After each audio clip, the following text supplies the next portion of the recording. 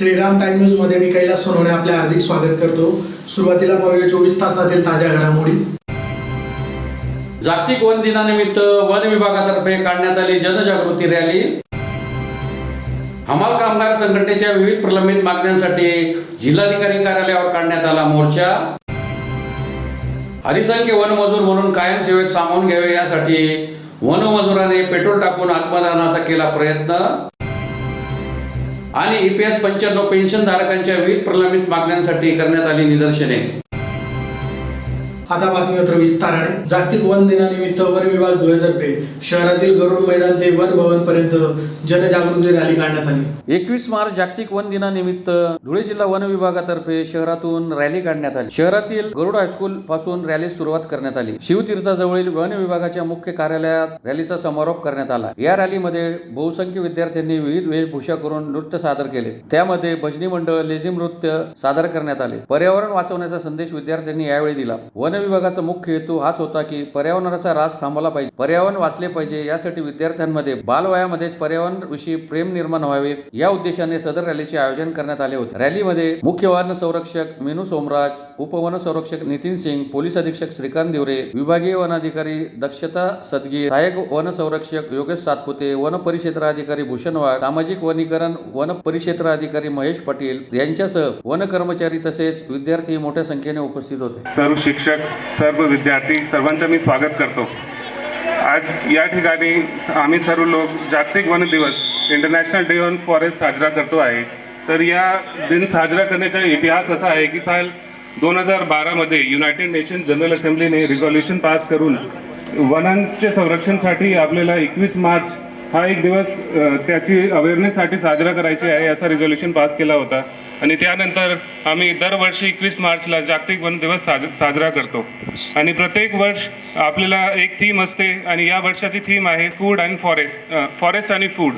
यानी जे फॉरेस्ट आहे ते फूड सिक्युरिटीसाठी किती महत्त्वपूर्ण आहे हे अवेअर करण्यासाठी आजचा दिवस आहे।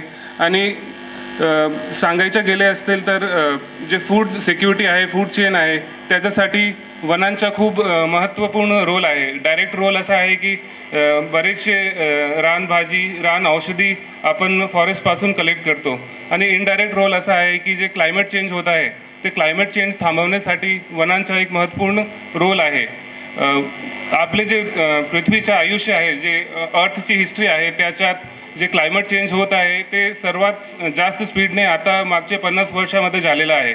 ज्या स्पीडने टेम्परेचर वाढलेलं आहे मागच्या 50 वर्षामध्ये ते पृथ्वीच्या आयुष्यामध्ये कधीही झालं नाही। आणि ते क्लायमेट चेंज होत असल्यामुळे आपले जे क्रॉप्स आहे, क्रॉप्सची प्रोडक्टिव्हिटी आहे ते सर्व कमी होत चाललेली आहे। म्हणून फॉरेस्टचं जे इम्पॉर्टन्स आहे ते क्लायमेट चेंज थांबवण्यासाठी खूप महत्त्वाचं आहे। कारण जे फॉरेस्ट आहे, जे ट्रीज आहे ते कार्बन सिंक म्हणून काम करतात। कार्बन सिंक म्हणजे ते कार्बनला ॲब्झॉर्ब करतात, CO2 ला ॲब्झॉर्ब करतात आणि ऑक्सिजन रिलीज करतात। ते जर वातावरणामध्ये CO2 ची मात्रा कमी असेल तर आपल्याला क्लायमेट चेंजचा जे प्रभाव आहे ते कमी करता येते। म्हणून यावर्षी फॉरेस्ट फॉर फूड या थीममध्ये या दिवस साजरा केला जात आहोत। आणि जे आजची रॅलीचा जे रूट आहे ते गरुड मैदानपासून वन भवनपर्यंत आहे। मी परत रिपीट करतो, गरुड मैदानपासून वन भवनपर्यंत आहे। तर आपल्याला सर्वांना मी जागतिक वन दिवस निमित्ताने हार्दिक शुभेच्छा देतो। धन्यवाद। जिल्हा हमाल कामगार संघटनेच्या विविध प्रलंबित मागण्या तसेच जिल्हा उपनिबंधकांनी केलेल्या अल्पमजुरी वाढीच्या आदेशाला स्थगिती मिळावी या मागणीसाठी कृषी उत्पन्न बाजार समितीत बंद पाळत हमाल कामगार संघटनेच्या वतीने जिल्हाधिकारी कार्यालयावर मोर्चा काढण्यात आला। जिल्ह्यातील सर्व खासगी बाजार समित्यांमध्ये माथाडी कायद्याची अंमलबजावणी झाली पाहिजे यासह विविध मागण्यांसाठी जिल्हा हमाल कामगार संघटनेतर्फे कडकडीत बंद पाळीत सर्व हमाल कामगारांतर्फे जिल्हाधिकारी कार्यालयावर मोर्चा काढण्यात आला। हातात लाल झेंडे घेऊन व जोरदार घोषणाबाजी करत हा मोर्चा पारोळा रोड मार्गे क्युमॅन क्लब जवळ पोहोचल्यानंतर शिष्टमंडळाच्या वतीने जिल्हा प्रशासनाला निवेदन देण्यात आले। त्यात म्हटले आहे की धुळे जिल्ह्यातील संपूर्ण खासगी समित्यांमध्ये माथाडी कायदा लागू करून खासगी बाजार समित्यांमधील काम आमच्या कामगारांना मिळाले पाहिजे यासाठी अनेक वर्षापासून आमचे प्रयत्न सुरू आहेत। मात्र आज पाहतो त्या ठिकाणी माथाडी कायदा लागू केलेला नाही। तरी जिल्ह्यात संपूर्ण खासगी बाजार समित्यांमध्ये माथाडी कायदा लागू करावा। तसेच जिल्ह्यातील शासकीय धान्य गोदामातील मालाचे द्वारपोचचे काम बाहेरील कामगारांकडून केले जात आहे। हे द्वारपोचचे काम शासकीय धान्य गोदामातील कामगारांनाच मिळाले पाहिजे। जिल्ह्यात जिल्ह्यातील शासकीय धान्य गोदामात कोणत्याही सुविधा नाही, तरी कामगारांसाठी तेथे पिण्याचे पाणी, सुलभ शौचालय व जेवणासाठी शेड इत्यादी सुविधा उपलब्ध कराव्यात. शिवाय जिल्ह्यातील शेतकऱ्यांकडून मजुरी वाढीचा करार गेल्या वर्षभरापासून संपलाय. मजुरीत वाढ करण्यासाठी आम्ही पाठपुरावा केला, परंतु जिल्हा उपनिबंधकांनी कुठल्याही गोष्टीचा विचार न करता 12 फेब्रुवारी 2025 रोजी केवळ 5% मजुरी वाढ करून सर्व बाजार समित्यांमध्ये आदेश पारित केले. ही वाढ आम्हाला मान्य नाही, तरी पणन संचालक यांच्या परिपत्रकानुसार मजुरीत वाढ करावी, अन्यथा आम्ही कधीही केव्हाही बेमुदत संपावर जाऊन जिल्ह्यातील बाजार समित्या बंद करू असा इशाराही देण्यात आला आहे. या मोर्चात संघटनेचे अध्यक्ष गंगाधर कोळेकर, उपाध्यक्ष योगेश त्रिभुवन, जनरल सेक्रेटरी भागवत चितळकर, राष्ट्रीय माथाडी संघाचे जिल्हाध्यक्ष चंद्रकांत दात्रक यांच्यासह हमाल कामगार मोठ्या संख्येने सहभागी झाले होते. त्याची मजुरी अजून वाढेल नाही. गिटेरी मजुरी वाढीची 5% आणि 5% मजुरी पुढे पुरती. दुसरी गोष्ट, धान्य गोडांचं जे काम आहे हे निम काम आमच्या हमालाचं चाललं गेलेलं आहे. कारण त्यांनी डायरेक्ट वाहतूक केल्यामुळे आमच्या हमालाला का त्या ठिकाणी काम राहिलं नाही. म्हणून ते देखील काम आमच्या हमालाला मिळावा आणि आमचं त्या ठिकाणी पोट भरावा अशी आमची सगळ्याची इच्छा आहे. दुसरी गोष्ट अशी का जे खाजगी बाजार म्हणजे झालेले आहे, मोराणे, दुकाने, सागरी या ठिकाणी जे खाजगी बाजार झालेले, या खाजगी बाजारला कोणता कायदा नाही, त्याला माथाडी कायदा नाही, त्याला संरक्षण नाही, त्याला भावाचं काही हे नाही. म्हणून हे मोकाट व्यापारी त्या ठिकाणी सोडून दिलेले. म्हणून त्या ठिकाणी देखील आमचं म्हणणं आहे का माथाडी कायदा लागले पाहिजे. त्या ठिकाणी आमची हमाल मापणी महिला कामगार घेतले पाहिजेत, ह्या आमची मागणी आहे. परंतु हे खेडीच्या कातड्याचं सरकार, याची व्यापाऱ्याच्या पाठीमागे पळणारं सरकार आहे.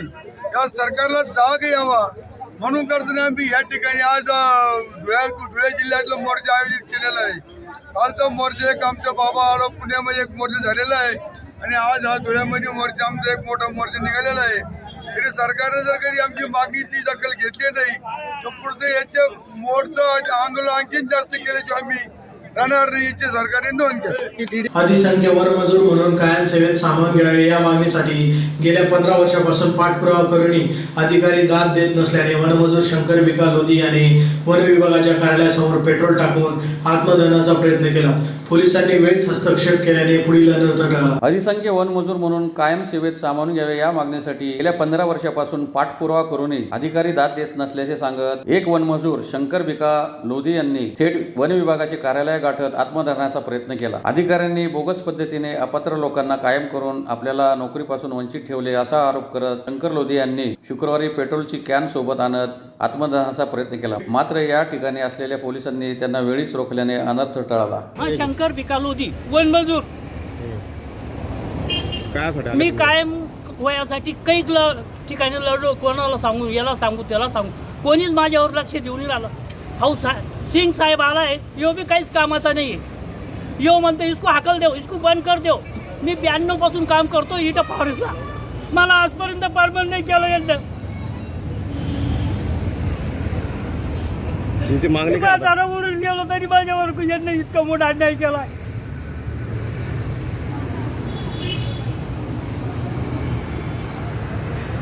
माझ्या मागचे लोक ज्यानं काम नाही केलं तो माणूस परमनंट झालाय. 2 वर्षच भरेले ते लोकांना माझ्या नावावर सफेद शाही मारून ज्यांना माझ्या जागेवर दुसरा माणूस लावून घेतलं. 13 कागदातच नाही, 13 दिवसच नाही भरतो. मी 92 पासून काम करतो, माझे दिवस का नाही भरू राहिले आजपर्यंत. तुमच्या नावावर कोणता व्यक्तीला लावला त्यांनी? पाहू द्या ना त्यांना, मास्टरवर कॅशबुक मध्ये नाव आहे. त्याचं नाव काय? दिन त्याचं नाव बी तिथं दिलंय ना, मी पत्रिकामध्ये दिलंय त्याचं नाव. तो इथला नाही, बाहेर गावाचा आहे. इथला क्लार्क होता, त्यानं तिकडं त्याला लावलंय. कोणता क्लार्कने लावलं? देतो ना तुम्हाला, तो बी देतो.